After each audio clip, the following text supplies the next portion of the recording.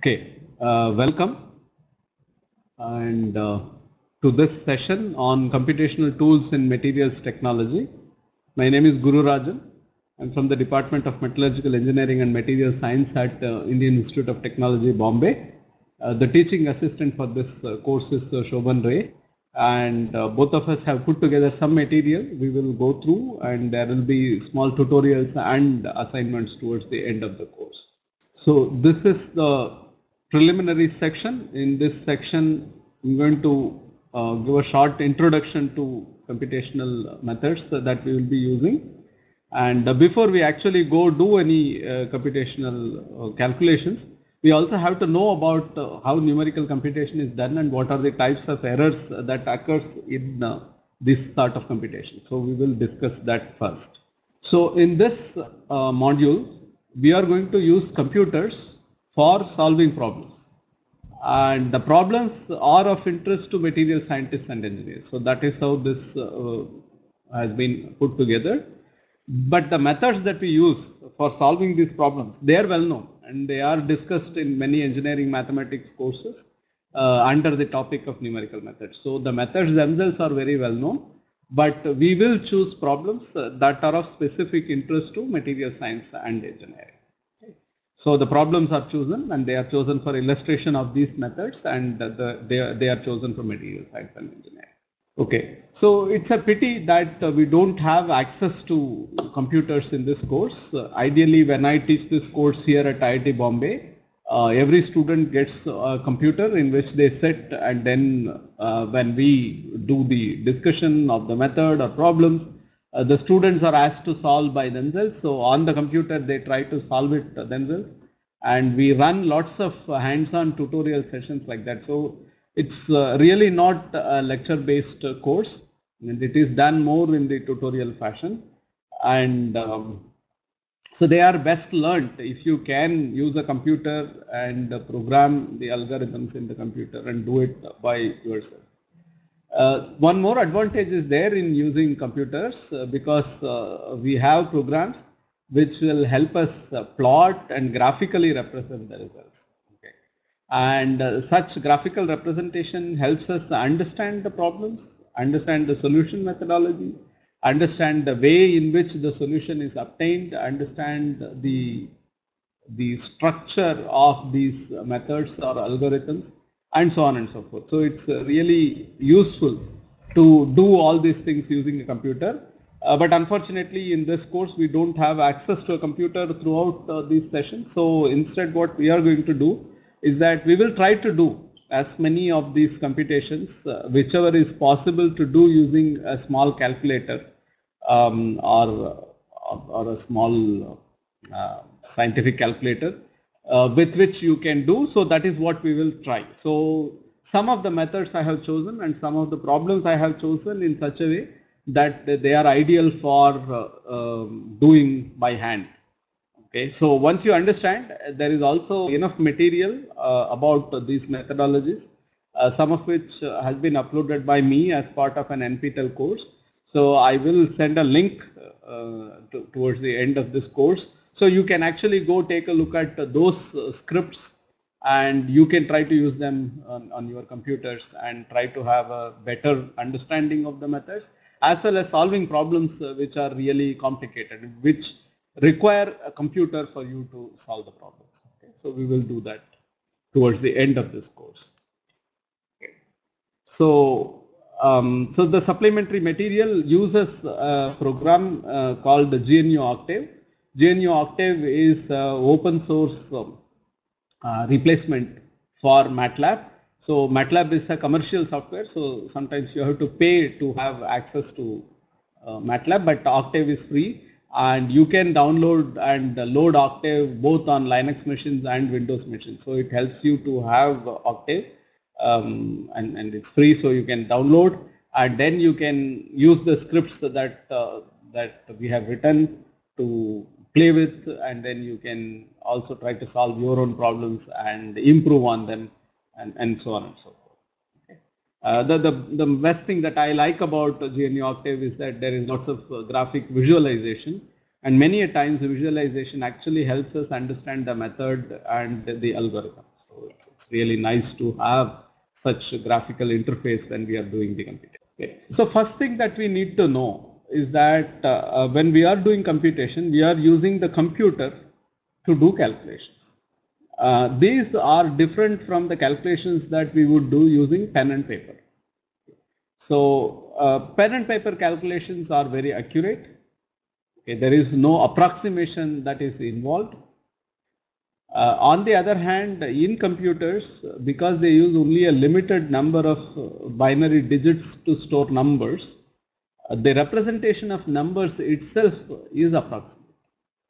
Because of which the calculations carried out in computers is approximate. Okay. So this is a very, very basic difference between doing computations by hand and doing computations by computer. So we always have to worry about the accuracy with which we are representing the numbers and whether that will interfere with the method that we are using. Because if it interferes, then the method will not give solution. So using pen and paper, you might be able to get answers, but for the same method, if you use computers, probably you will not get answers or you will get wrong answers.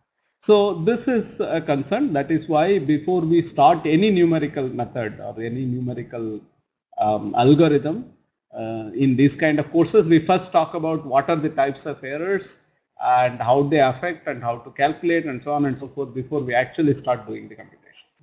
Okay, so on a computer, a typical representation of a real number, for example, if you are doing the computation in single precision, then typically about 32 binary digits or bits are used to store the number. And if you are using double precision, it's called double because typically it is double the size of single precision. Number of bits used to store is twice as much as single precision. So if single precision is 32, double precision will be 64 bits to store the real numbers. If you have single and double precision, typically that also means that the accuracy of numbers represented by them is of the order of 10 power minus 8 or 10 power minus 16. This is known as machine accuracy. That is numbers which are smaller than 10 power minus 8 or 10 power minus 16 cannot be represented on the computer. The computer thinks of those numbers as the same. You know, if you have two numbers which are smaller than 10 power minus 16, it cannot distinguish between them. And most of the scientific computation actually requires double precision. Okay, otherwise you will lose lots of precision and accuracy when you are doing the calculation. So most of the times when you use computers, we typically use double precision calculations for doing scientific computation. So there is the question of precision and there is a question of range. Precision is what places restrictions on the smallest and the largest number that can be represented on computers. Okay. Any number smaller than or larger than some number leads to an underflow or overflow. That is, those numbers cannot be represented completely. Integers are also restricted in range. That is, there is a small number and there is a large number beyond which you cannot represent numbers. But there is no problem of accuracy associated with their representation. So both for integers and real numbers on computers, there is a range. Beyond that range, you can't represent numbers. But in the case of real numbers, even within that range, when you represent, there are some small numbers which you cannot represent on computers correctly because there is a precision that is associated with the machine because of the way it represents the numbers on the machine using binary digits. So there are many different types of errors that one comes across when one is doing numerical computation. One of the errors is known as round-off errors. So round-off errors are basically accumulation of errors due to any arithmetic operation on real numbers. So you have real numbers, they are only represented approximately. Then you carry out some arithmetic operation on those numbers. Then that will also be only approximate, but because of the basic approximation of the numbers themselves, the errors might keep accumulating. Okay, so and this is known as round-off error. This comes because simply beyond some digits, the numbers are discarded. Okay, up to some decimal position only can be stored and represented on the computer. Beyond that position, everything is discarded. So the error associated, if suppose you do n arithmetic operations, okay, on a machine which has an accuracy of epsilon m, that is the machine accuracy.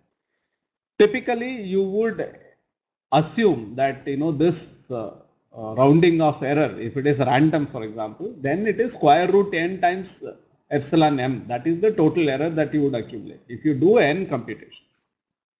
However, most of the times the error cannot be assumed to be random.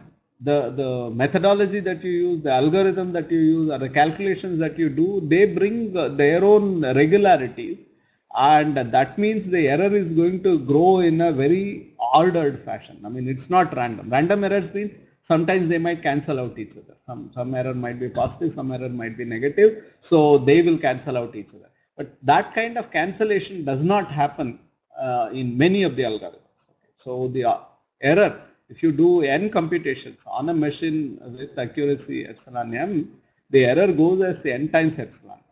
Okay. So while carrying out numerical computations, you have to keep in mind the round off error. So you have to always worry about how much is the round off error going to accumulate to, especially if you are using very large number of arithmetic operations in your computations. There are the second type of errors which are known as truncation errors. Okay. Truncation errors are basically errors associated with approximations used in the numerical algorithm.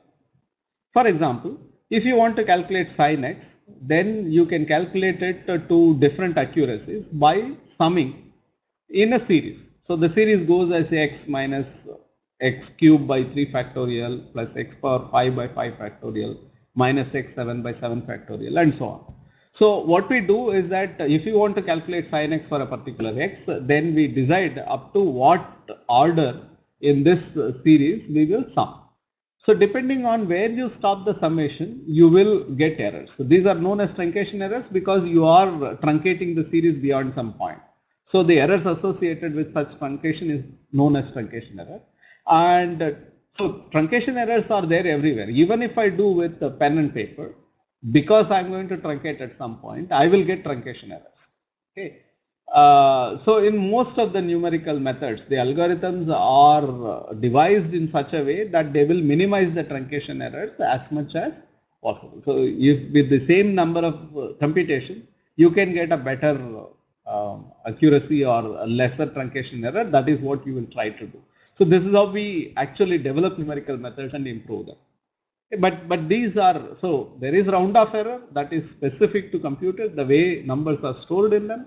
There is truncation error which is there in any case. Even if you do pen and paper calculation, you will get truncation errors when you do pen and paper calculation. Then when we are using numerical methods, we are always worried about the stability of the algorithm. So in an algorithm, for some reason, if truncation errors interact with rounding of errors and lead to magnification of errors, and that can lead to complete breakdown of the calculations themselves, then such a method is known as unstable method. So the idea is to make use of methods which are as stable as possible. Okay. So stability is something that we have to be worried about, and stability issues come about because the two types of errors that we have. We try to do certain calculations to certain approximations, but we are also trying to do it with numbers themselves which are represented in an approximate manner. So these two approximations should not reinforce each other and hence grow and lead to an unstable or breakdown in calculations. So then we have difficulty. So stability is a problem about which we are most of the times worried when we are doing numerical computations. So it's always a good idea because we know that there are going to be errors, and these errors are going to grow or sometimes they might cancel out. So we want to know how the error is behaving, and when we are doing numerical computation, we will be closely monitoring what is happening to errors. Okay, so there are error bounds and there are also ways in which error propagates in computations, both of which we want to understand. So there are two types of bounds that can be placed on errors. One is the error bound, the other one is the relative error bound. Okay. Suppose you have an actual quantity that is A, and the approximate value that you have obtained for this quantity is A tilde. Now the error bound then is defined as some a minus a tilde, the modulus of this, that is less than or equal to some beta. Now the relative error bound is basically taking the error bound and dividing by the actual quantity value. Okay, so beta r is nothing but less than or equal to a minus a tilde, the modulus, divided by a itself. Okay. Now if you do addition and subtraction operations, so the error bound for the results is the sum of the error bounds for the terms. In multiplication and division, the error bound for the relative errors for the results is approximately the sum of the error bounds for the relative errors of the given terms. Okay. So we have error bound, and that is relevant for addition and subtraction. We have relative error bound, and relative error bounds is relevant for multiplication and division. In the case of addition and subtraction, error bound for the result is basically sum of the error bound for the terms. On the other hand, for multiplication and division, the relative error bound is approximately the sum of the error bounds. Okay, so it's not exactly the sum. So approximately that is the sum. Okay. So when you do any calculation, of course, it's always a good idea to estimate the error. But the error bound and relative error that we have defined already assume that we know the actual answer. So many times we don't know the actual answer, but we still want to have an handle on the error. How much is it is something that we would like to understand. Okay. So it's always a good idea to estimate the error. The way to do an error estimation is that many of these algorithms come with their own accuracies or convergence criterion or some criterion for stopping the computation or stopping the iterations and so on and so forth. So those basically determine to what accuracy you are calculating the answer. One way to have an handle on error is that you do the calculation with some accuracy or some convergence criterion or with some criterion for stopping the computation, and then you do another computation, but this time slightly higher convergence criterion, I mean slightly more stricter convergence criterion, slightly lower value of error and so on and so forth, and you compare the results that you get at the end of these two computations, and that to a large extent tells you about the kind of errors that you are making in your computation. Sometimes the algorithm itself is devised in such a way that you will keep looking at the errors and you will stop it when these two different consecutive computations with different accuracies actually leads to quite close values for your answer. Okay, so this is a practical way of doing an error estimate, and it's very important. One more thing which is very important, which we will have a chance to use a lot in general. I mean, it is nothing to do with numerical computation.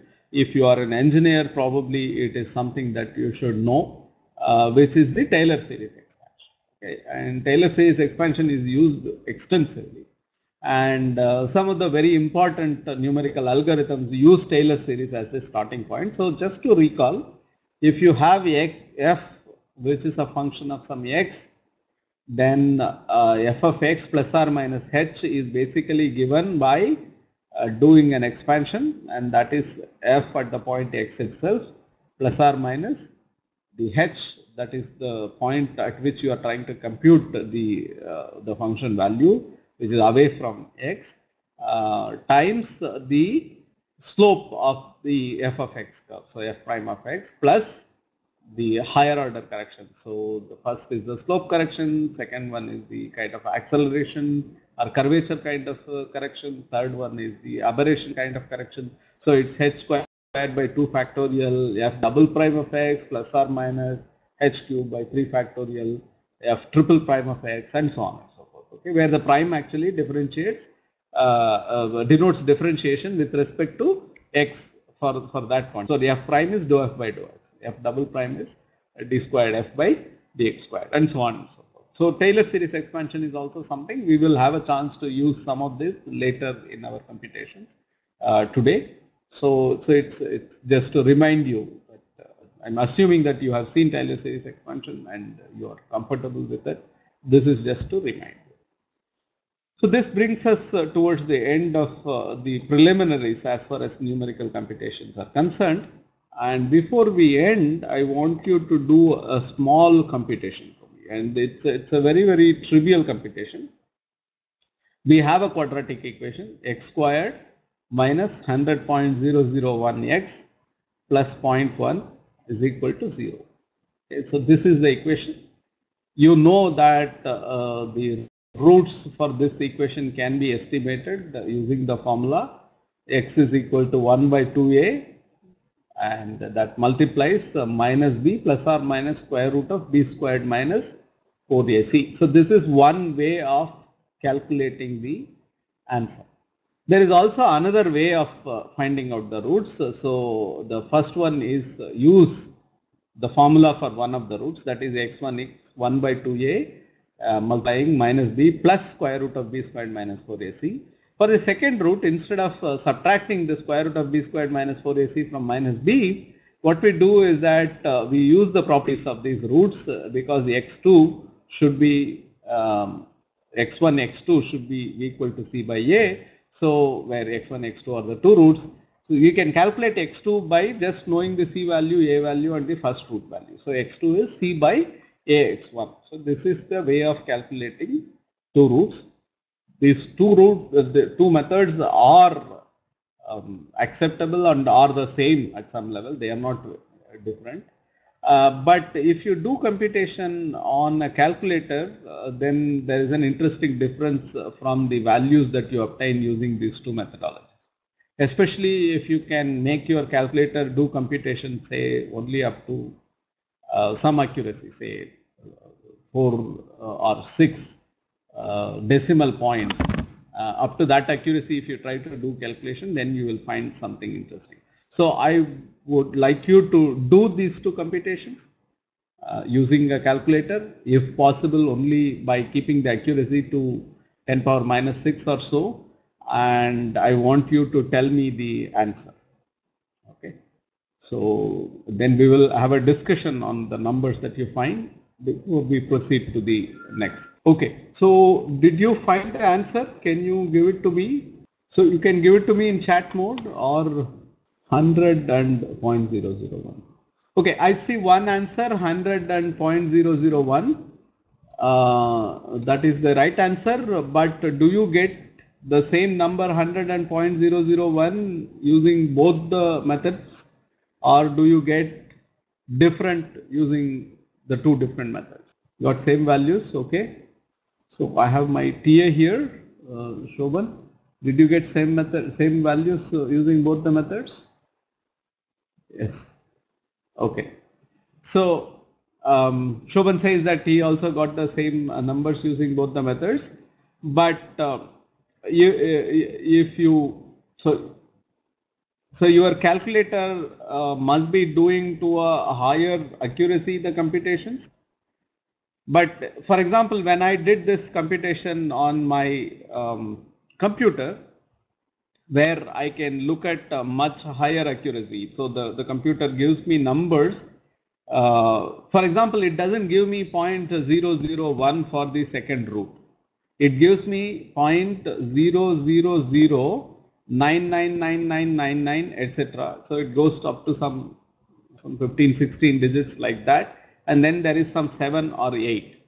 Now, if that number is reported to an accuracy like 3 or 4, then all those 99s will be converted to 1 in the third decimal place, because from fourth decimal place on it is putting 999. Okay. That happens because if you look at the two roots, the difference between minus b and square root of b squared minus 4ac, that is 0.001. So that is the b number and the square root of b squared minus 4ac, they are quite close. That is the reason why the difference gives such. So you are taking two numbers which are quite close to each other and you are trying to subtract one from the other, and in this case the numerical errors are large.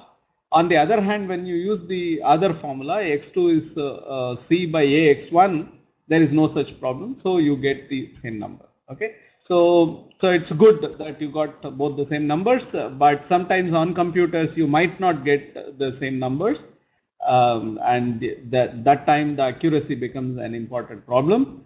And there is another small issue related to this. So if suppose b is greater than 0, so then what happens?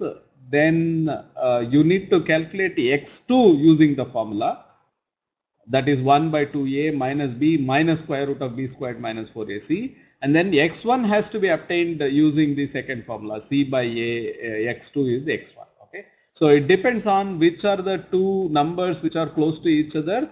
So you should try avoiding subtracting two nearly equivalent numbers, because the errors, can start showing. Okay, so it's good that you got both the methods giving you the same number, but you also have to be careful because sometimes they can give different numbers. Okay, so this is an exercise you can do. You can go to a computer or calculator which will show you numbers to a much higher accuracy. There you will see that these two numbers are actually not the same. Okay, very good.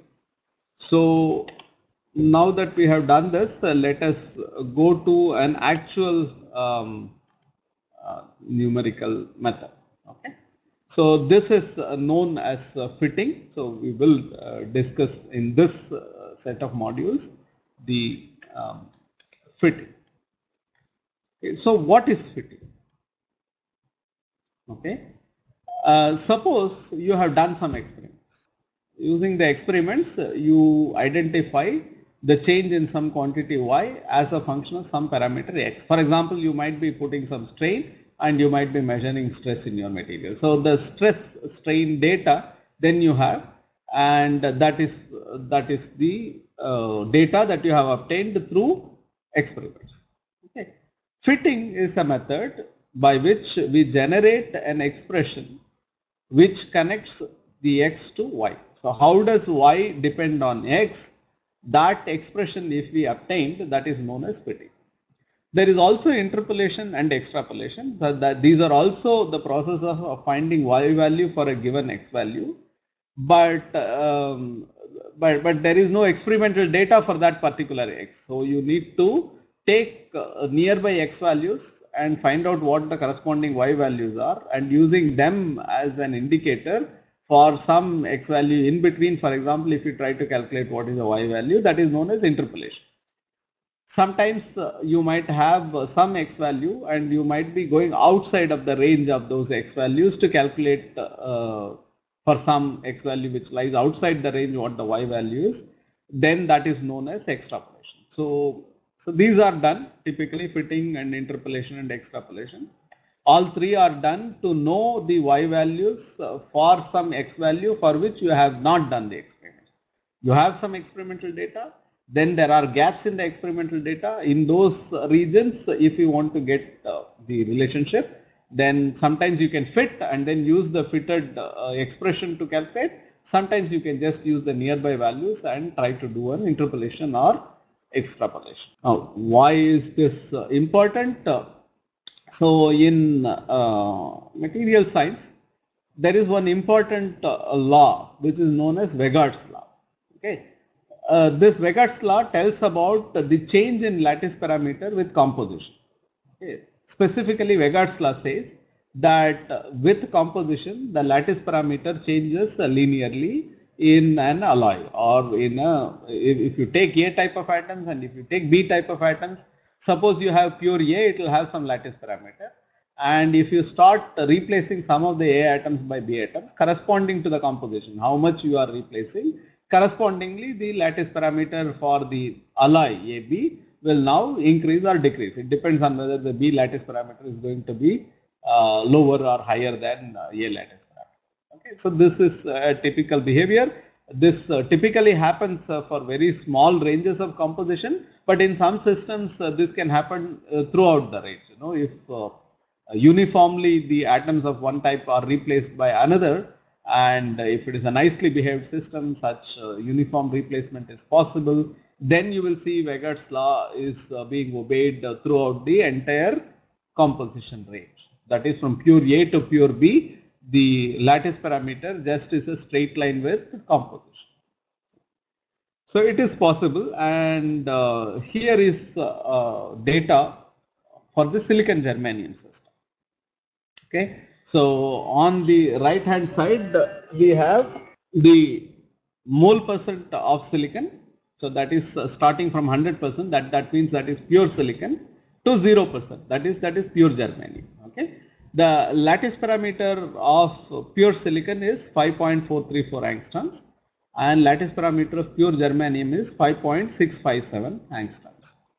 So for the intermediate compositions, that is 85.8 mole percent silicon, 57.5 mole percent silicon and 22.9 mole percent silicon, the lattice parameters are known to be 5.461, 5.518 and 5.593 respectively. So this is from the data which was published sometime in 1954, and it is also known. So the lattice parameters are given, and in this table I have given some 5 data points.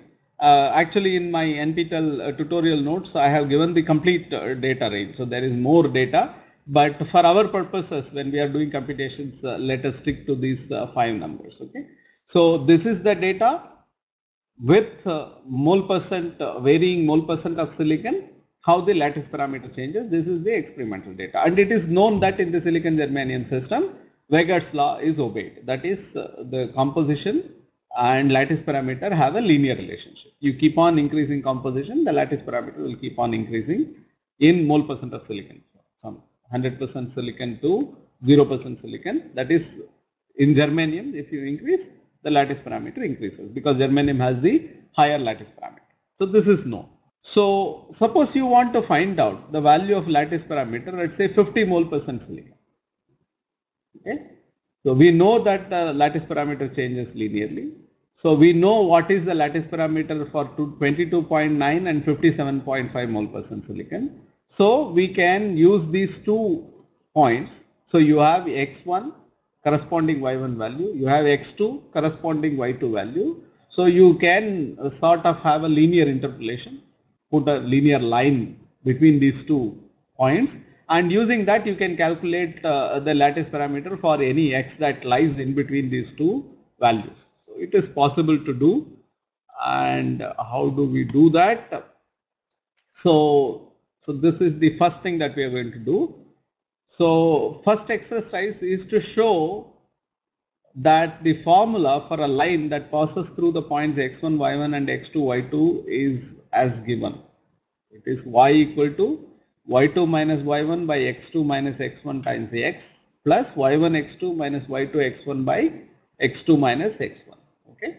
So I'm going to show you this computation on the. So how do we do? We know that the equation for a straight line is y equal to mx plus c. Okay. So we know that the 2 points x1, y1 actually satisfies this equation, and so also x2, y2, right? That also satisfies. What is x1? We have been given the lattice parameter, okay, and x1 is basically the mole percent silicon. Okay, so similarly we have another mole percent silicon and the corresponding lattice parameter. Okay, so these are the values that we have and we are trying to calculate.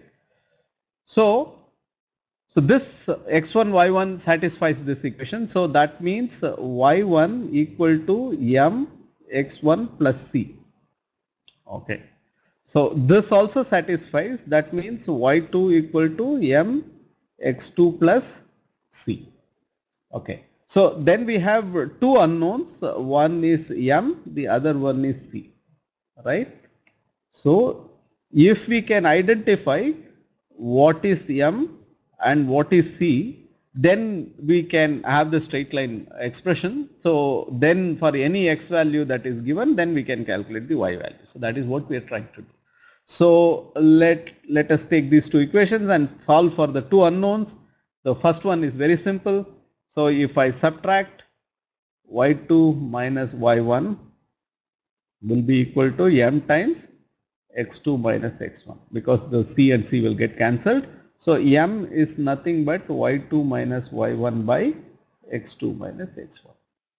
Okay, so m we have already found, so y is equal to y2 minus y1 by x2 minus x1 times x plus c. Okay. Now what is c? We know that these expressions are valid. y1 is mx1 plus c. So for example, to calculate c, let us assume the first case when it is x1 here, it is y1. So y1 equal to y2 minus y1 by x2 minus x1 times x1 plus c. So that means c is what? y1, okay,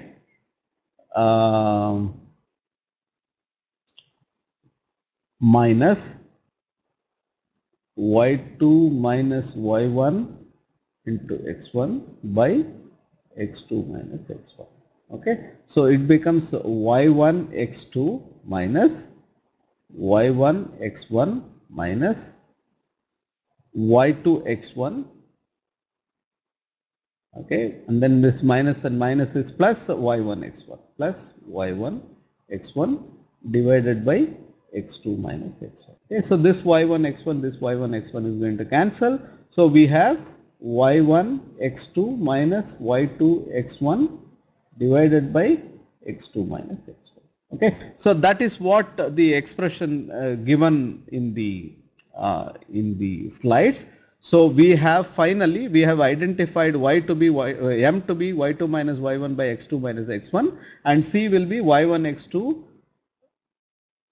minus y2 x1 by x2 minus x1. So finally we have the formula, namely y equal to y2 minus y1 by x2 minus x1 times x plus y1 x2 minus y2 x1 divided by x2 minus x1.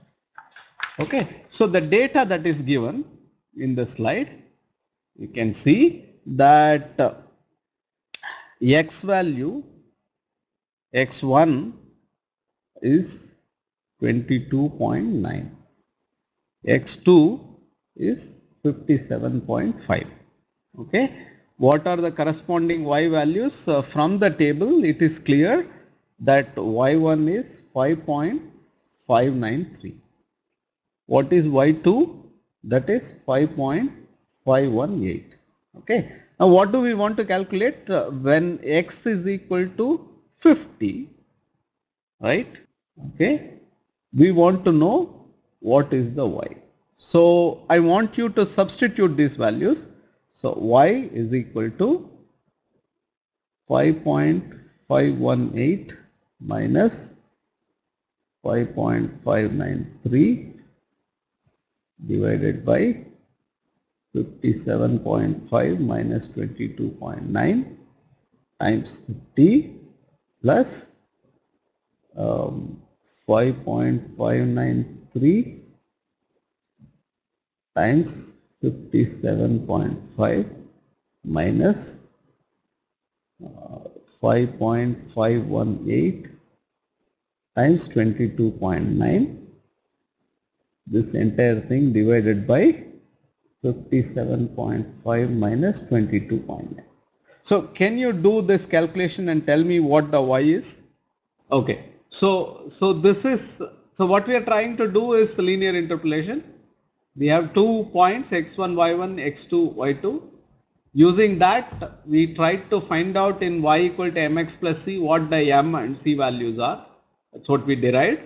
And using those values, now we have written a linear interpolation formula. I want you to substitute the values and do the computation and tell me what is the lattice parameter at composition 50 mole % silicon.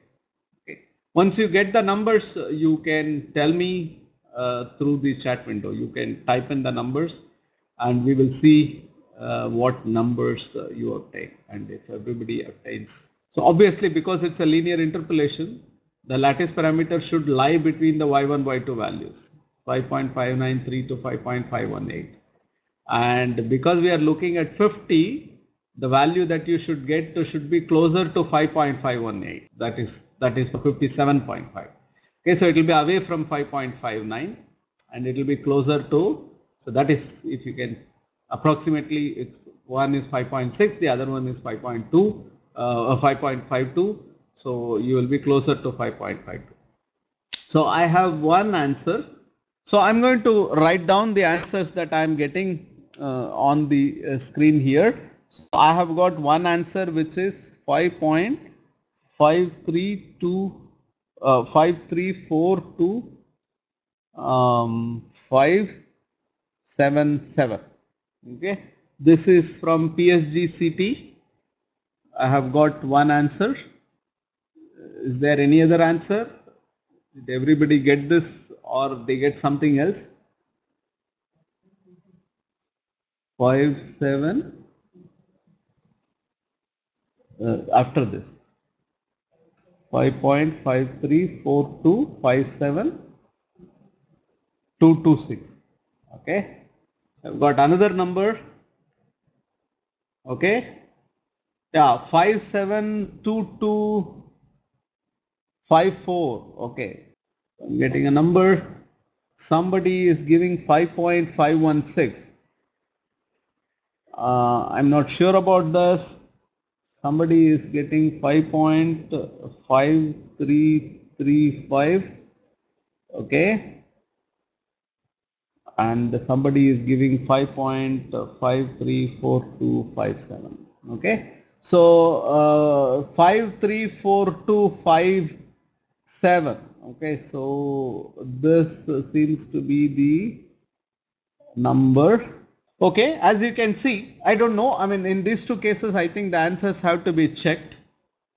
I don't think it can be off so much, but some amount of differences. This could be a transcription error, but 226 and 2254, these kind of things can happen because of numerical errors. Okay, so this and most of the calculations will get, but depending on your accuracy, you might get this number right or not. I think these needs to be checked. Okay, and 334257. Yeah, so this is okay. Okay, and for 335, because it is 42, I'm not sure why it became 5. I mean, if this is a number larger than 5, then I can understand that somebody tried to approximate it to 335. So I'm not sure about this number. This certainly seems to be problematic. So it's not clear to me what. You may have to check the algebra. But okay, so you can see that you got number, and from the number it is clear that 5.534 is closer to this 518. 553 is just quite close to this than 59, and that is because the composition is quite closer to x2 here. Okay, so yeah, so I have gotten more numbers. So everybody pretty much got 5342, 5722, 5 or 226. Okay, so very good. So we will go back to the slides. Okay, so this is the interpolation. So I had 2 points and I knew that it's a straight line, so I interpolated by a straight line between the 2 points and I got the value. Okay, now there is another problem. Okay, so one can always ask the question, how correct is the answer that we got using linear interpolation? We used linear interpolation, we got the number. For example, somebody else might have decided that the 2 points that they will choose will be the data for 22.9 and 85.8 and calculate the lattice parameter. This time, for example, you can calculate the lattice parameter for 57.5 mole percent alloy, and for which we already have the experimental data. So if you take the data for 22.9 and 85.8 and interpolate, obtain the value for 57.5, you have the experimentally reported value for 57.5. Do they compare? So you can use the same formula, and I have used the same formula, and I tried to calculate. I got 5.520 angstroms from calculation. The reported value is 5.518. Okay. So those two are quite close. Okay. So the error is in the third decimal place, 0.002. But if there is a question as to why there is a difference, then the answer is that the error is due to experimental error. Okay, so the mismatch is because of experimental errors. So when I calculate for any composition the lattice parameter, that is accurate only within some range, because of which if I take the given value to be the final value and then do an interpolation, sometimes it might be slightly off. Okay. So actually, is there a way in which we can account for the fact that experimental data is error prone and try to minimize that error as much as possible? If you ask that question, so what we did was interpolation. We just took two experimental values, we found the value for some x value in between. So there is an answer. Yes, there is a better way to calculate the parameter y, which takes into account for the fact that the experimental data is error prone, so that allows for these experimental errors and tries to somehow mitigate the effect of these errors, and that is by using a straight line and use the fitted expression to calculate the value. So what do we mean by that? We mean the following. Okay. So we are still attempting to find the parameters m and c for the straight line y equal to mx plus c. Okay. But this time we are trying to find it out in the following fashion. Okay. So I'm going to show you again. Okay. So what we are trying to do is as follows. So I have some y, okay, which is calculated for some x. So there are some data points.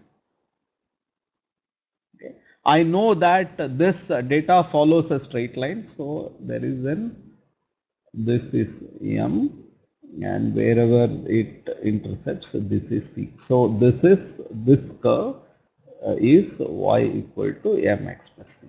Okay. Now I want to calculate what is m and what is c. But while calculating this m and c, the way I want to calculate m and c is by minimizing the distance of these experimental points from my line. Okay. So I want to minimize the distance of these points from the line as much as possible. Okay. So minimize distance from assumed line. Okay, as much as possible. Okay. This means we have a way of calculating the distance of the points from the line, and then we are going to minimize that. The way it is done is shown in the slide. Okay, so suppose if xi, yi are the experimental points and there are some n such points, then what we try to do is to minimize summation over I yi minus mxi minus c whole squared. Okay, this is known as least square fitting, because we are trying to calculate m and c by minimizing this quantity. And if you look at this quantity, this is nothing but the mx plus c is the curve that I am assuming, yi is the actual point. So mxi minus c will be actually the point that I would get by putting the data into my curve. So this is the distance of the point from the assumed curve. I have squared it because sometimes some of the points, as you saw, might lie above, some of the points might lie below. If I just add the differences, they might cancel out as long as the line goes away from all the points, say equal distance from top and bottom, then that can actually become 0. So I don't want that. So the error, I mean, whether it deviates above or below is still an error. So to take this into account, You can use modulus, but modulus is very difficult with reference to differentiation and things like that. So we take the square. Okay. So the square, and we are trying to minimize the square. So it is least square, and the exercise that we are trying to do is to get the M and C which fits the experimental data. So it's known as least square fitting. Okay. So this kind of curve fitting, I mean, it's linear least square fit and higher order fits are quite common.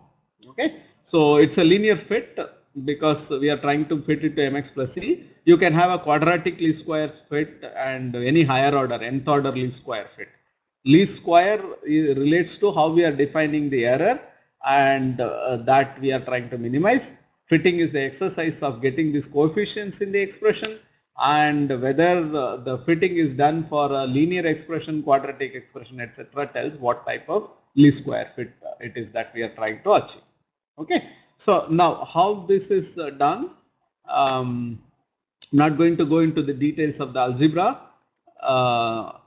For least square fitting, if you want to fit a straight line for n data points, then M and C are obtained by solving the set of two equations. There are two unknowns, so you need two equations, and the equations are as follows. So you sum all x and you sum all y, so that makes the first equation. M times sum of all x plus n, which is the number of data points, which is 5 in our case, times C is equal to summation of all y, and m times summation of x squared plus c times summation of x is equal to summation of xy.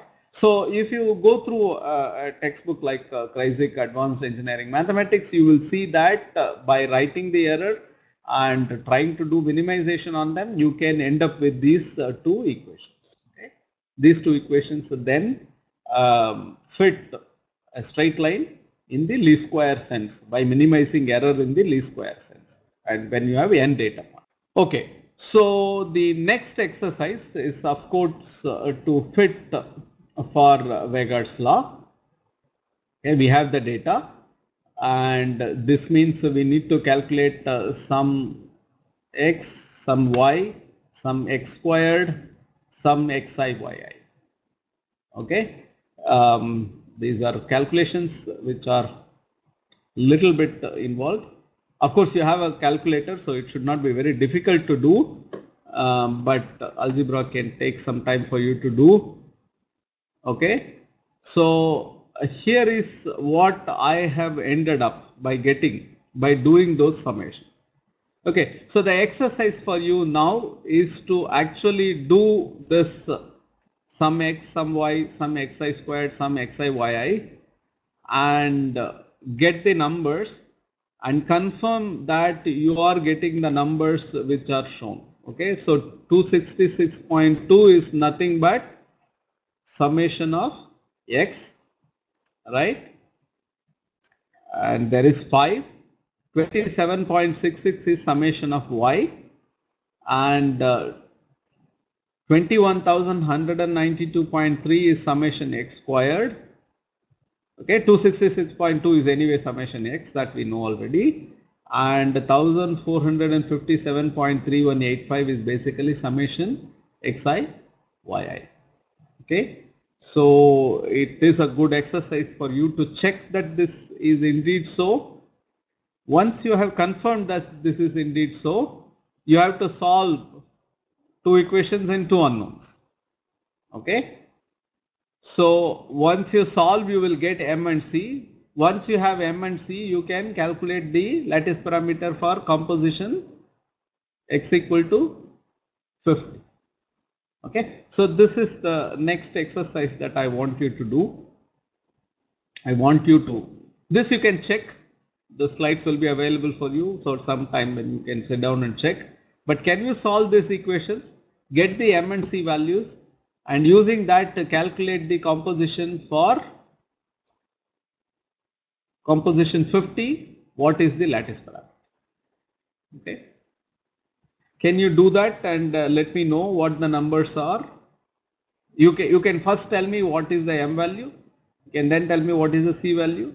Then you can tell me what is the lattice parameter for a composition of 50. Okay. Okay. So I'm very happy to see answers have started coming.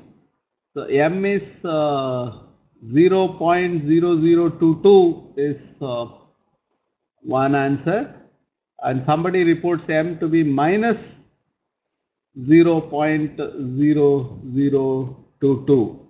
Okay, and C is so I see different answers.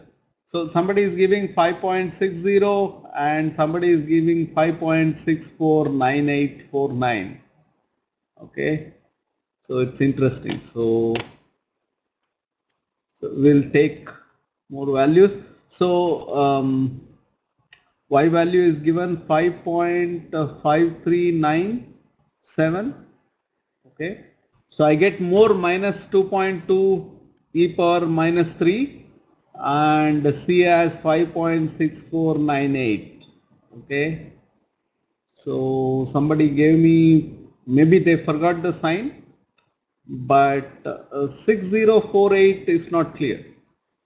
Okay, so you can also tell me what is the lattice parameter value you are getting by using this fitting. Then I'll show you my calculation. I don't know, I have done probably right, or maybe I haven't, so we will take a look at it. So for 50% mole percent alloy, what is the lattice parameter? We calculated that using interpolation previously. So you remember that we did it using interpolation and we got a value of 5.52 if I interpolated between 22.9 and 85.8, or 5.534 to 577, right? If I interpolated between 22.9 and 57.5. Okay, so now what is the value that we are getting in this case? We are getting 5.6498, though, that is C. 5.64984 is C. So can you give me the lattice parameter? Yes, M is, I don't know if there is a minus sign, 0.002. There is a minus sign, no? So there is a minus sign, so somebody is getting M positive, so I think there is some error there, and lattice parameter is 5.539735. Okay, so yes, so one lattice parameter I am getting, that is 5.539735. Okay, so let's go look at what is it that I got. Okay, I hope I have it in my slides. Let's take a look at it. Okay, 5.5397. Yeah, so two people have given me 5.5397. Okay, so good. So let's go take a look at it. Okay, so here are my fitting parameters, minus 0.0022023, that is the M value. So most of you got that, and 5.64985, that is the C value, that also most of you got. So if you use the formula, you get a composition of 5.523. Okay. Okay, so but you get 5.5397 for 57.5. For 50.5, okay, so for 57.5, when I use this formula, I get 5.523. For 50, some of you have calculated, that is Y is 5.5397. Okay, so that is the right answer. So most of you got this right, and the fitting also right. So if you look at now, okay, so now comes the most interesting question. Okay, so let's go look at, even with fitting, the value is off, right? Okay, so then comes the question as to why we should use fitting instead of using linear interpolation. Okay, so whether I use fitting or linear interpolation, in both cases I am getting values which are away from what is experimentally determined. Now the question is, why should I do fitting at all? Why can't I do linear interpolation? So So if some of you would like to answer this question, if you raise your hand or if you put a note in the chat, I will give you video so you can try to answer this question. So what is it that we did? We had some data. We took some 2 data points. We tried to calculate lattice parameter by doing linear interpolation. And we found that that linear interpolation might not be correct, because when for a known value you try to do interpolation, it gives you values which are off. Then we said, okay, this is because of experimental errors, so let us correct the experimental errors. So we did the correction for the experimental errors by doing least square fit, and then also we got values which are away from what is experimentally data. Okay. So now the question comes whether we should take the effort of doing all this fitting at all, whether we can directly do interpolation for all problems and forget fitting. Okay. So if you want to answer, please let me know so you can answer. So all of us will hear the answer, and then we can have a small discussion about this before we move on to the next topic. And in the meanwhile, I mean, if you have any other question or any other point you wish to discuss, or whether you have any other clarification, we can do that, then we can proceed. Okay. Anybody wants to answer the first question? Is fitting preferred at all? Okay. If you don't want to answer, if you want to just write the answer in the chat, that is also fine. I'll read out your answer and then we can discuss. Yeah, any center wishes to answer? You can hand raise, and if you select the option hand raise, then I will allow you to. Yeah, there is some. To minimize the xi and y distance, we are using fitting. Instead of interpolation, we are using fitting to minimize the xi and y distance. Right, we are minimizing errors. So fitting should be preferred? Yes. Because we are minimizing errors? Yes. Yes, very good answer. So because when we are doing fitting, we are minimizing errors. Even if it is a straight line fit, we should use fitting. Sometimes, for example, it might not be straight line fit. It might be quadratic fit, for example. Okay. So then what happens? In that case also, you can interpolate, but linear interpolation will give really bad values. So if you know some type of functional form exists, we should always prefer, because fitting is slightly more accurate calculation in the sense that it tries to get rid of all the experimental errors or minimizes the effects of experimental errors. So it has to be preferred. There are ways of incorporating information about the error in the data itself and doing a better fitting. So it is preferred to do fitting. So very good. So I am happy. Is there any other question or query that anybody has? Or comments? Are we going at the right speed? Anybody wants to say anything? If not, I'll move to the next question. Okay, if you have, please raise your hand. So we can go to the next question. So if you want to fit a higher order polynomial, say quadratic polynomial, suppose I want to fit a0 plus a1x plus a2x squared. Okay, how do we do that? So that is a question, so which we will answer at some point during the course, but you can think about it. We are not going to answer this question today, so you can think about how to do that. And sometimes you might fit, but that might not be a proper polynomial. Like for example, y equal to ax plus b squared, bx squared. What does that mean? That there is no constant, there is no c. Okay, sometimes, for example, you might be fitting for a stress strain curve. Okay, then when the stress is 0, the strain should be 0, or when the strain is 0, stress should be 0. So it is fit to y equal to mx and not y equal to mx plus c. In those cases, how do you do fitting? If you have any questions even during the session, please don't hesitate to stop me, and then we can have a discussion before we proceed further. Okay. So I'm going to go to so this is the third topic. So we had some preliminaries, then we discussed about fitting, interpolation, extrapolation and things like that. So in this, I'm going to talk about how do you deal with the numerical data, Okay? We know how to do differentiation. If I tell f of x is equal to x squared, you know how to take df by dx. Okay? But suppose I tell you that f of x is these numbers for these x values, how do I differentiate this data?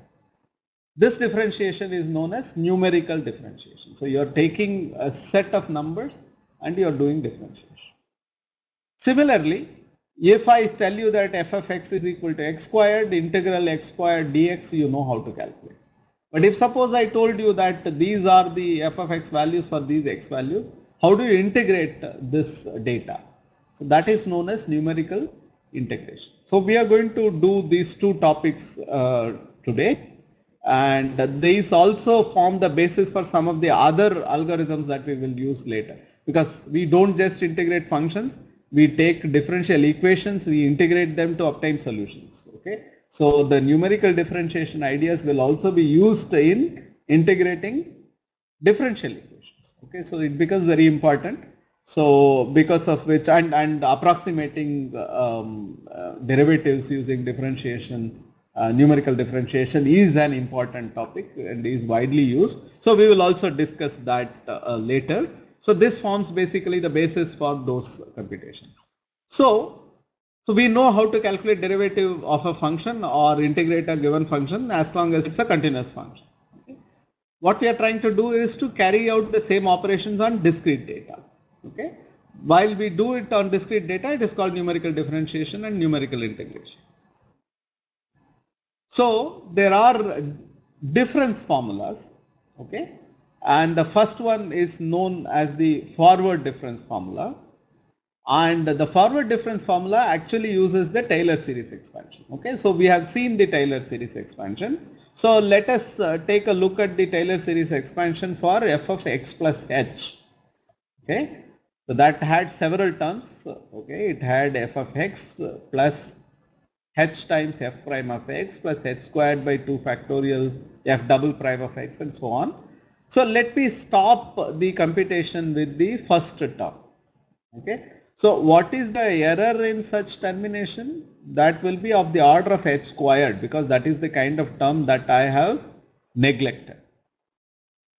Now, so what do I have? Now I have f of x plus h is approximately equal to f of x plus f prime of x times h.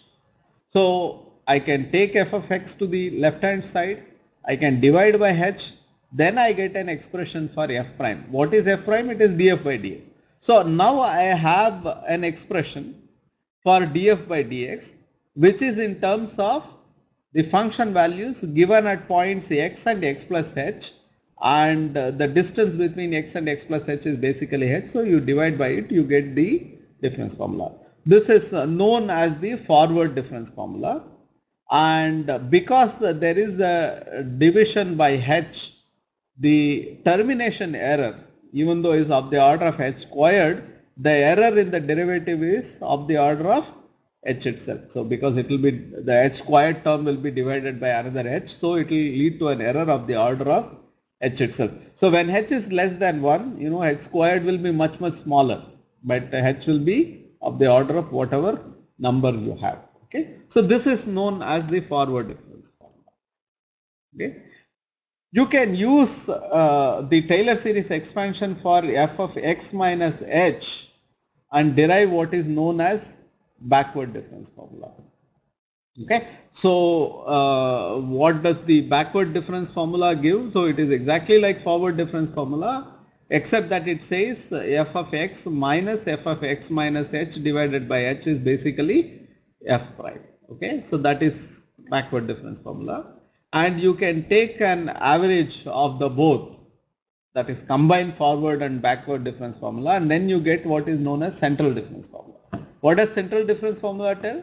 Central difference formula says f of x plus h minus f of x minus h divided by 2h is equal to f prime. So there are many different formulas that are available for calculating the numerical derivative or for carrying out numerical differentiation. Okay. Now, why is this process okay, so we know that the error that you would get in forward or backward difference formula is of the order of h, but what happens if you do central difference? So for that, let us do the computation. Okay, so let me take the so let me take the forward difference formula. It said that f of x plus h minus f of x divided by h. Okay, so this is forward difference formula.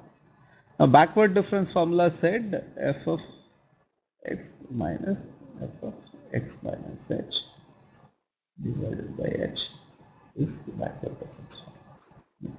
Now what is central difference formula? Central difference formula says that it is f of x plus h minus f of x minus h divided by 2h. Okay, so this is central difference formula. So what happens when we are doing the central difference formula? You can see this is this plus this divided by 2. Okay, central difference formula is obtained by taking forward difference formula plus backward difference formula divided by 2. So that is why this and this get cancelled, this minus this divided by 2, so that is 2h. So that is how we have got it. Now because we have this forward and backward difference formulas, then the error, that the term that is there, that will have different signs. So when you take the average for the central difference formula, that first term in the error will go away, so the error will become much smaller in the central difference formula. So that is why central difference formula is sometimes preferred, because even though error is of the order of h here, right? So if you calculate error that is of the order of h here, it becomes order of h squared in the central difference formula. Okay, so it's very important to note that error becomes very small when you use central difference formula. So when you want more accurate evaluation of the differentiation, you use central difference formula. Okay, so let's go back to the slides. So error becomes much less if you use central difference formula. So here I have stress strain data. This is data developed at our FIST mechanical test facility that we have in our department, and this is courtesy due to one of my colleagues, Professor Preeta Pant. I don't remember whether this data is for aluminum or for brass. It's one of those metal or alloy. So the experimental data is given as stress versus strain. Okay, so for this stress this much is the strain, for this stress this much is the strain, and so on and so forth. So if you plot, this is where using a program like GNU Octave becomes very important. So you can plot and you get some curve like this. All of you must have seen curves like this. So this is the stress strain curve. So there is a linear region. Okay, so that linear region, if you take the slope of that linear region, that gives you the Young's modulus for the system. And then there is a yield point at which the linearity breaks down and some non-linearity starts.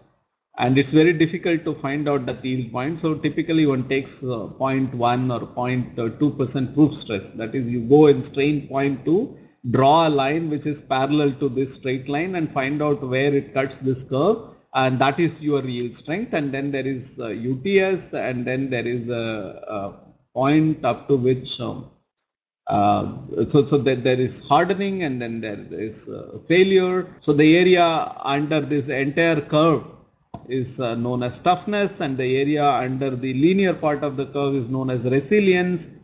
So you can see why numerical differentiation and integration becomes important if you are having. So all that you have is data which is discrete. You have some points, strains, and some stresses for that.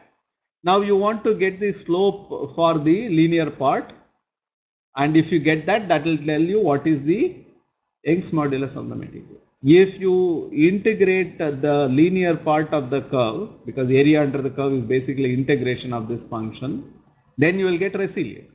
If you integrate this entire area under the curve, then you will get toughness. Okay, ductility is the point up to which it fails, and the toughness is the area under the curve. So calculating toughness, for example, would involve carrying out a numerical integration. So it's very useful if you get experimental data like this, then by performing these operations to get the information on this system. What is its Young's modulus, what is its toughness, what is its yield strength, and so on and so forth. Okay, so if for example you can fit a straight line to the linear region, then you can take the point to proof stress and draw a line, and then you can find out where the curve intercepts. But because this is discrete data, then you also need a fit for this part and where the straight line will intersect that nonlinear part, and then you can get. But if your data is closely spaced, of course you can also do a linear interpolation and you will not accumulate lots of errors. Okay. However, nonlinear the curve be, if you go to very small ranges of strain, it would still look linear. So you can approximate a nonlinear curve by small linear regions. Okay, so it's possible to do. So there are many different ways of doing it, but the point is that we need to calculate or carry out numerical integration and differentiation many times, and that is very important. Okay, so we have a stress strain curve. Okay, so the yield stress of the given material, that is the yield point. Okay, I should be careful about it. It's a yield point. So that seems to be somewhere around 130 MPa. Okay, so about 130 MPa, I can assume that it deviates from linearity. So if so, if I can go back to the data and find out where the stress has become 130. Okay, so that is like the first 1, 2, 3, 4, 5, 6, 7, 8 data points. Okay, if I take the first 8 data points and calculate the slope of the curve using those data points, then that will give me the Young's modulus of the system. Okay, so the first 8 data points corresponds to the linear or elastic region. Okay, so because about 130 or so it is becoming nonlinear, so I'm going to leave out this data. So I'm going to look at this first 8 data points. Okay, so if I take the first 8 points and calculate the derivative, okay, how do I do? I calculate the consecutive points and I use the difference formula. So what does the difference formula say? 6.6 minus 4.08 divided by 0.01, right? So how much is that? So let us do the calculation. Okay, so I have 6.6 minus 4.08 divided by 0.02 minus 0.01, that is what?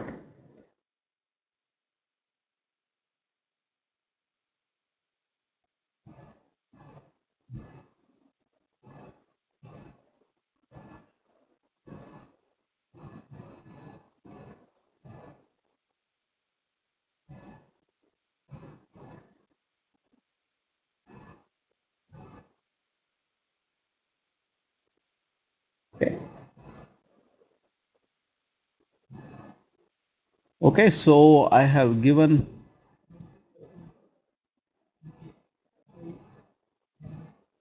okay, so thanks Shobhan. Shobhan is pointing out that this is in MPa and this is in percentage. So this is 10 power 6 and this is percentage, means it has to be multiplied by 100, right?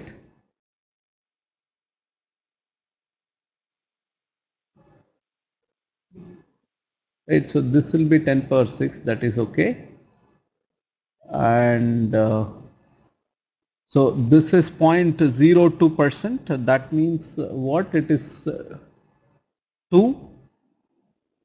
So this is 10 to the power 2 minus 2. So that will become 10 power 8, 10 power 8. Okay. Okay. So it's always good to have Shobhan with me. So Shobhan points out that this is MPa, so 10 power 6 is there, and this is in percentage, so 10 power minus 2 is there. So 10 power minus 2 goes there, so it becomes 10 power 8, 0.01. So if I have this, okay, so this is 0.01, this is 2.52, so multiply by 100 on both sides, so you'll get 252 into 10 power 8, so that will be 25.2 into 10 power 9, that is 25.2 GPa. Okay, so that is what the first value. We can use the next one, for example, one is 10.01 minus 6.6 and divided by 0.03 minus 0.02. So again, so it's 10.01, 6.6,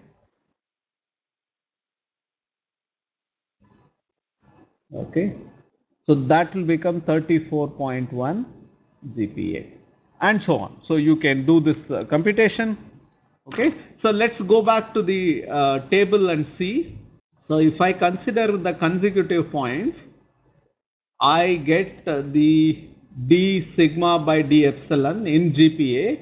So if I consider the first 2 points, I get 25 points. If I consider the next 2 points, 10.01 and 6.6, I get 34.1. If I get 15.64 and 10.01, I get 56.2. Okay. So, and then I get 64 and then I get to 82 and then I get 64 and then I get 65. So, some numbers are around 64, 65. So, this is probably data for aluminum, and some numbers are off because I'm suddenly getting some 82, and some numbers are also really small. I mean, I'm getting 25 and 34. Okay.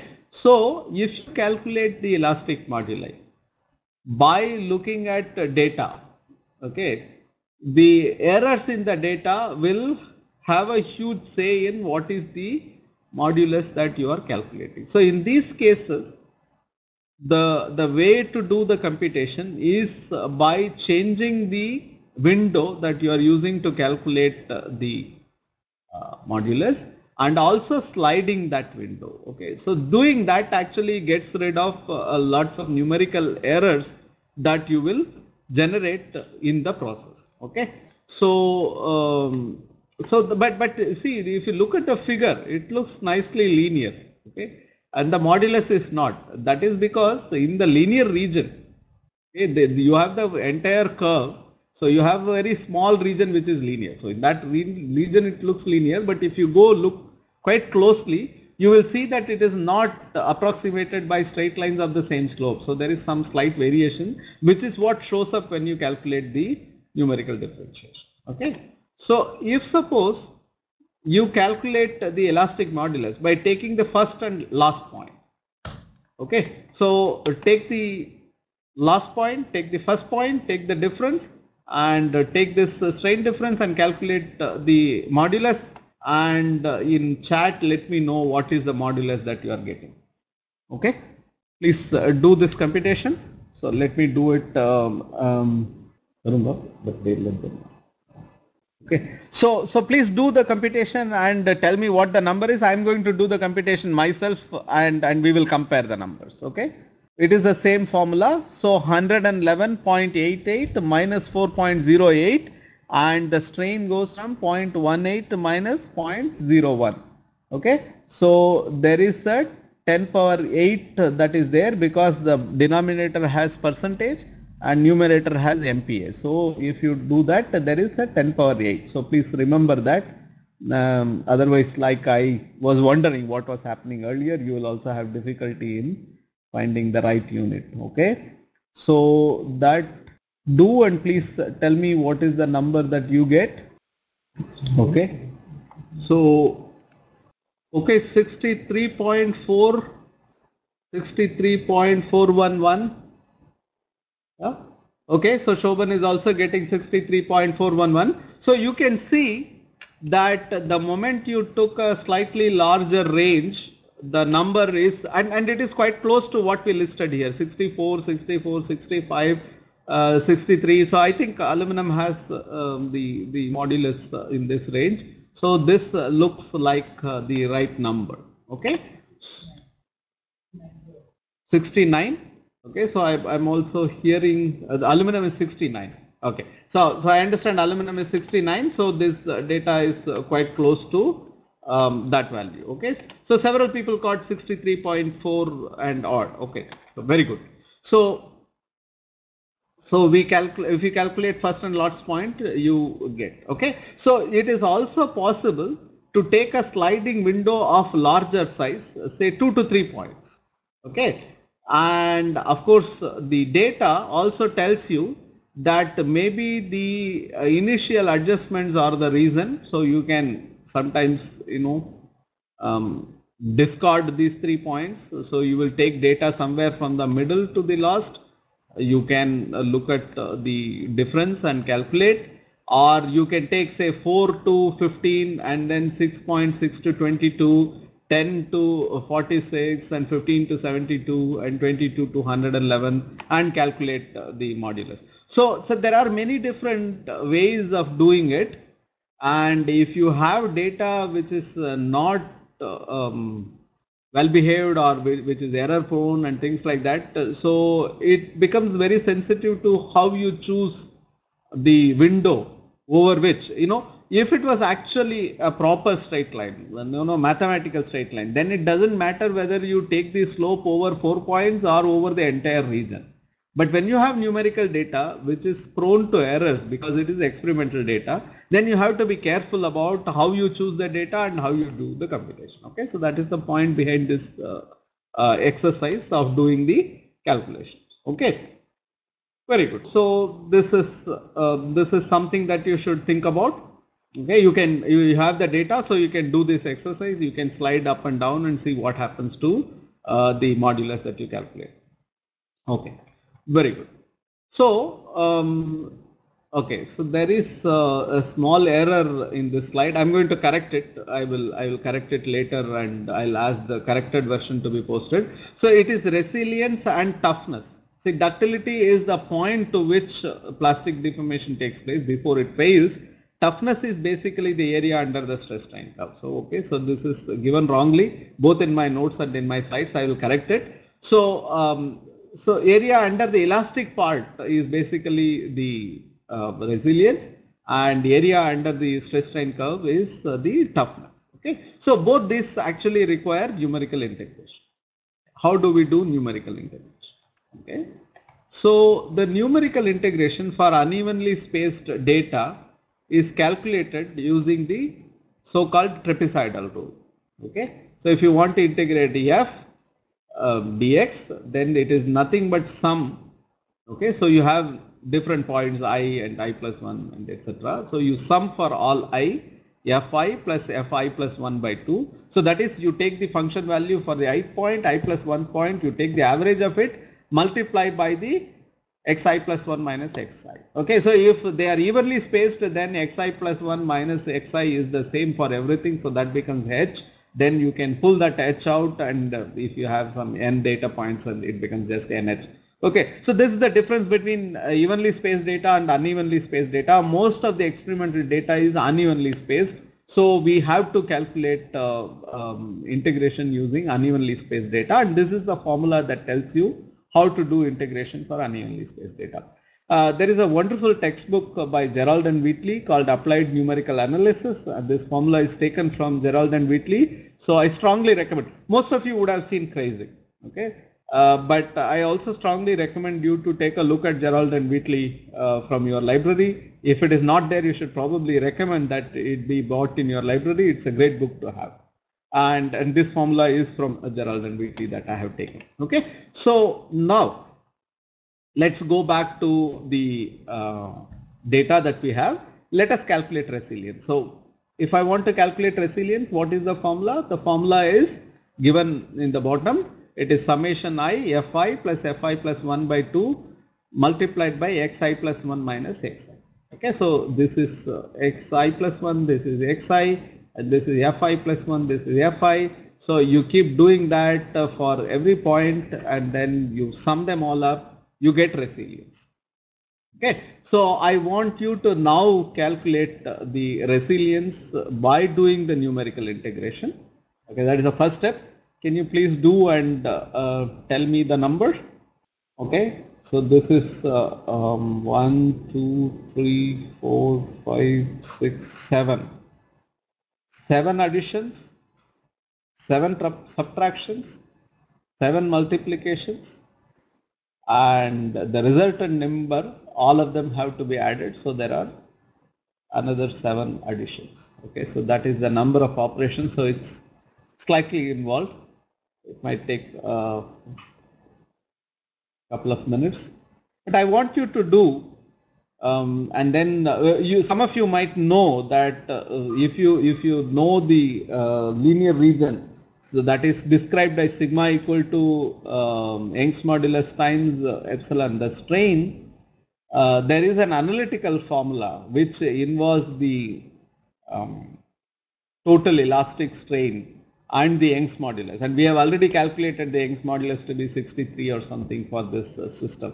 So you can do an independent calculation of resilience from that formula, and you have this numerical integration, so we can compare both and see how it fares. Okay, so that will be an interesting exercise for us to do. So please do the computation, and when you get the results, tell me through the chat. Okay. Very happy that we have been getting lots of answers till now. At least every time I had minimum 2 to 3 people getting the answers right. So this is the last computation for the day. Somebody has reported 0.0534. Okay. Okay. Is this resilience? It looks too small a number. Okay, total strain. Okay, so there is also strain percentage. So point. So can you tell what is the unit? Please report the number, and you also tell me what is the unit in which you are calculating it. Okay. So approximately this is like 6 minus 4 is like 2, and this is like 4, and this is like 5, this is like 7. Is like 24 and so on, and they are multiplied by 1 into 10 power minus 4 here, 1 into 10 power minus 4 here, 1 into 10 power minus 4 here, 1 into 10 power minus 4 here, 3 into 10 power minus 4, and 4 into 10 power minus 3, and 6 into 10 power minus 3. So that is the kind of numbers that are multiplying. So it is possible that it is small number, and there is a verification. So you have 63.43 for the modulus, half times that times epsilon squared, that is 0.18 into 10 power minus 2 whole squared, is basically the resilience. That is what the numerical formula, I mean the analytical formula derived would be, so we can compare. Okay. Yeah, so I have a value of 9.3995 into 10 power 4 in, yeah, somebody got 9.399. Okay, very good. So if you compare with the sigma y squared by 2e, where e is the elastic modulus and sigma y is the yield strength, which is we calculated to be 130 MPa or so. So you can calculate and see if it compares well. Okay. So very good. So that brings us towards the end of this session. So I have one more question. Like I said, this is not ductility, this is toughness. So you have this stress strain data, and you can calculate toughness, and you can find out how the numerical integration works. So to summarize, we have found out that numerical calculations, when they are done, you have to be careful about errors and how the approximations are done. And the Taylor series expansion is another basic thing that you need to remember for doing lots of these computations. Then we looked at fitting, and we looked at interpolation and extrapolation, and fitting is preferred because it tries to minimize the experimental errors that are generated when you calculate experimental, when you obtain experimental data. Then we looked at how to do numerical differentiation and numerical integration. So that brings us to the end of this first session. So next session we will spend lots of time doing linear algebra, matrix calculations, eigenvalues, eigenvectors, solving simultaneous linear equations and so on and so forth. Again, the examples that I will choose will be from material science and engineering, some problems that will be of use to people who work with material science and metallurgy problems. So for today I am going to stop here. If you have any questions or comments, I will take, otherwise we will end the session. If you have something to say, some comment, or if you want to give some suggestions, please raise your hand and we can say, or please type it in for me in your chat window. Any questions? Any comments? For the next two sessions also, I request you to please bring a calculator. We will try to do as many of these computations as possible as the lecture progresses, so that A, you will not be bored, and B, it will also help you see what is meant by a algorithm or calculation. Great. So if there are no questions, then I'm going to stop the session now. So thank you very much.